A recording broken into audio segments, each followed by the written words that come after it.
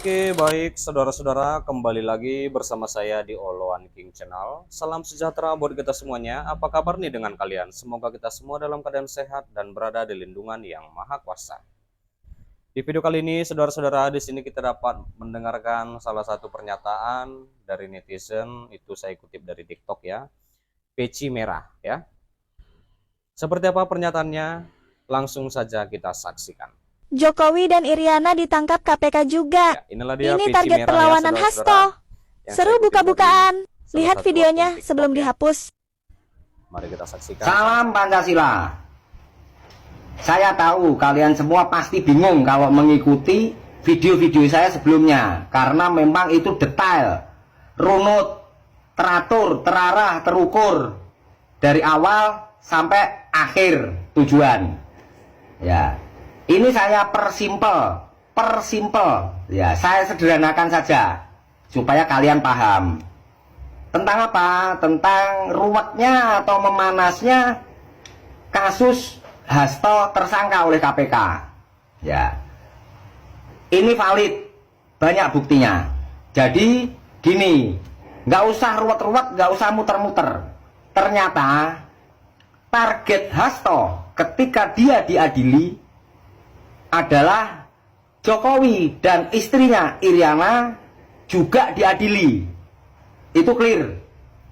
Ya, jangan juga kamu berkata, buka saja Hasto begini begitu. Tidak bisa. Ini ada hitung-hitungan politiknya.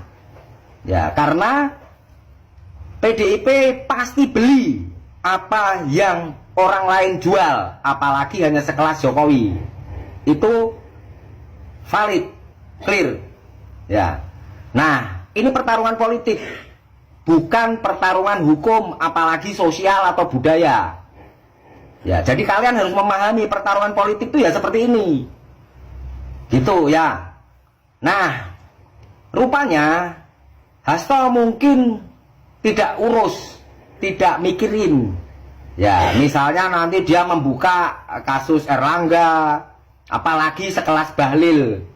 Ya, nggak akan diladeni sama Hasto, kelasnya beda.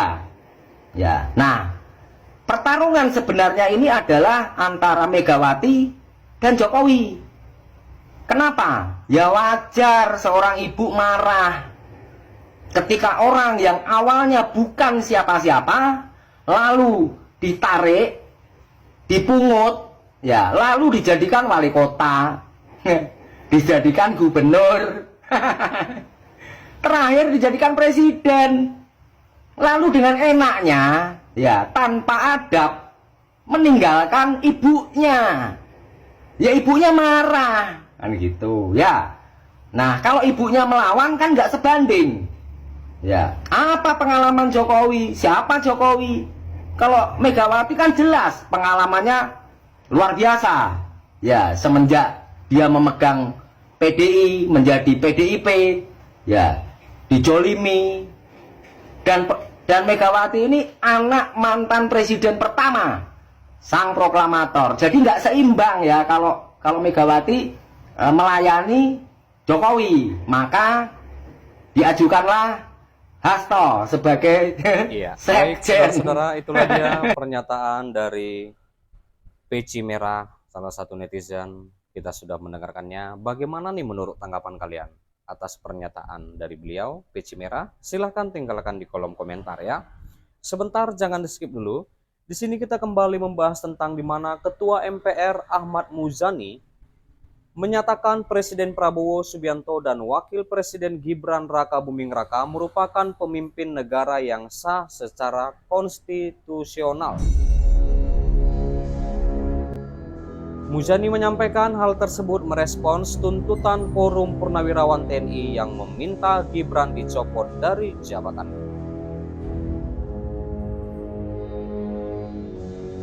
Muzani mengaku belum mempelajari secara detail tentang tuntutan sejumlah purnawirawan tersebut. Namun menurut dia, Prabowo Gibran merupakan satu paket presiden dan wapres yang telah dipilih melalui tahapan Pilpres 2024 hingga pelantikannya.